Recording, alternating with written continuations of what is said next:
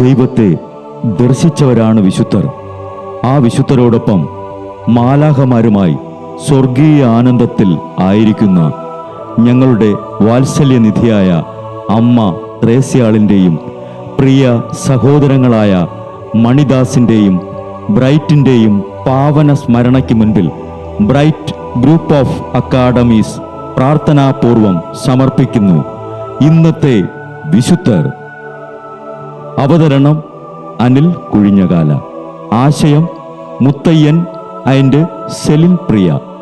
സംവിധാനം സ്റ്റെനി ആൻഡ് സ്റ്റെനിച്ച്. ഇന്നേ ദിവസം തിരുസഭ മാതൃകയായി നൽകിയ വിശുദ്ധരെ അനുകരിച്ച് പ്രാർത്ഥനയോടെ ആ പാത പിന്തുടരുന്ന നിങ്ങൾക്കേവർക്കും കർത്താവിൻ്റെ തിരുമുഖം ദർശിക്കാൻ കഴിയട്ടെ എന്ന പ്രാർത്ഥനയോടെ ഞാൻ നിങ്ങളുടെ സ്വന്തം ജസ്റ്റിൻ.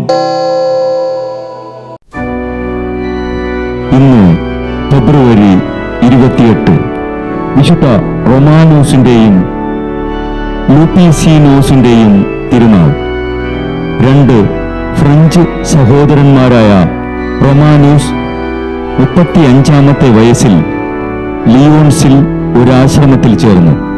തുടർന്ന് ഫ്രാൻസിനും സ്വിറ്റ്സർലൻഡിനും മധ്യയുള്ള ജൂറ പർവ്വതങ്ങളിലുള്ള കോണറ്റ് എന്ന സ്ഥലത്തേക്ക് റൊമാനോസ് പാർപ്പിടം മാറ്റി.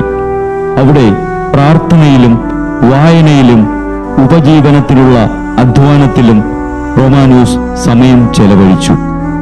താമസിയാതെ സഹോദരൻ ലൂപ്പീസിനോസും ജ്യേഷ്ഠന്റെ അടുക്കലെത്തി. ഇവർ ചെയ്തിരുന്ന അത്ഭുത പ്രവൃത്തികളിൽ ആകൃഷ്ടരായി മറ്റ് അനേകം പേരും വന്നുകൂടി. അങ്ങനെ അവരുടെ ശിഷ്യസമ്പത്ത് വർദ്ധിച്ചതും കാസിയന്റെ ഉപദേശങ്ങൾ നല്ല വശമായിരുന്ന റൊമാനോസ് കോണറ്റിൽ ആശ്രമം പണിതു. രണ്ട് സഹോദരന്മാരും ചേർന്ന് വളരെ വിദഗ്ധമായി നടത്തിവന്നു.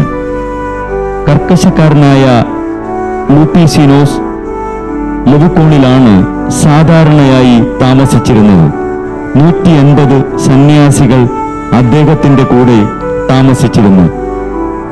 കോണറ്റാശ്രമത്തിന് കൂടുതൽ വസ്തുവകൾ ഉണ്ടായപ്പോൾ ഉപ്പും എണ്ണയും കൂടാതെ ബാർലിയും പയറും കഴിച്ചിരുന്നതിന് പകരം ഗോതമ്പും മത്സ്യവുമാക്കി എന്ന് കേട്ടപ്പോൾ ലൂപ്പീസിനോസ് വന്ന് ആ തെറ്റ് തിരുത്തി. പൗരസ്ത്യ സന്യാസികൾ അനുഷ്ഠിച്ചിരുന്നിടത്തോളം പ്രായച്ചിത്തം അനുഷ്ഠിക്കാൻ അവരെയും നിർദ്ദേശിച്ചു. തോൽ വസ്ത്രവും മരച്ചെരുപ്പും അണിഞ്ഞ് ലൂപ്പീസിനോസ് കസേരയിലോ പലകയിലോ മാത്രം കിടന്നിരുന്നു. 460-ാം ആണ്ടിൽ റൊമാനോസ് മരിച്ചെന്നും തുടർന്ന് 20 വർഷങ്ങൾക്കു ശേഷം ലൂപ്പീസിനോസും മരിച്ചു. പ്രായച്ചുത്തങ്ങളിലൂടെ വിശുദ്ധരായ റൊമാനോസെ, ലൂപ്പീസിനോസെ, ഞങ്ങൾക്ക് വേണ്ടി അപേക്ഷിക്കണമേ. ബ്രൈറ്റ് കുടുംബത്തിൽ നിന്നും കർത്താവ് തൻ്റെ മുന്തിരിത്തോപ്പിലേക്ക് വിളിച്ച് പൗരോഹിത്യം നൽകി അനുഗ്രഹിച്ച റവറൻ ഫാദർ ബിൽ ബ്രൈറ്റും സന്യാസത്തിലേക്ക് വിളിച്ച് അനുഗ്രഹിച്ച് മണവാട്ടിയാക്കിയ സിസ്റ്റർ മരിയ ജോസും വിശുദ്ധരെ അനുകരിച്ച് ഇവിടെ ഈ ഭൂമിയിൽ ആത്മാക്കളെ നേടാനായി ഇരുൾ വീണ താഴ്വരയിലൂടെ നടക്കുമ്പോഴും പൈശാചിക ശക്തികൾ വിടാതെ പിന്തുടർന്ന് പീഡിപ്പിക്കുമ്പോഴും മരണം നിഴലായി കൂടെ നടക്കുമ്പോഴും ദിവ്യകാരുണ്യം എപ്പോഴും ആത്മാവിന് കരുത്തേകും പോലെ തിരുവചനമെന്നും പാതയിൽ വിളക്കായി ജ്വലിച്ച് ആ ജ്വാലയിൽ അനേകായിരം ആത്മാക്കളെ നേടിയെടുക്കാൻ സകല വിശുദ്ധരെ, മാലാഖമാരെ, ഇവർക്കു വേണ്ടി എപ്പോഴും കർത്താവിനോട് മാധ്യസ്ഥം വഹിച്ച് പ്രാർത്ഥിക്കണമേ. അനുദിന വിശുദ്ധർ നടന്ന വഴിയെ നടക്കുന്ന ഇവർക്ക് പിന്നാലെ കൽപ്പനകൾ പാലിച്ച് കരുത്തോടെ നടക്കുന്ന ഞങ്ങളും ഞങ്ങളുടെ പ്രിയപ്പെട്ടവർക്ക് അരികിലെത്തി നിത്യസൗഭാഗ്യം പങ്കിടാൻ അനുഗ്രഹമരുളണമെന്ന് കർത്താവേ, അങ്ങയോട് ഞങ്ങൾ പ്രാർത്ഥിക്കുന്നു.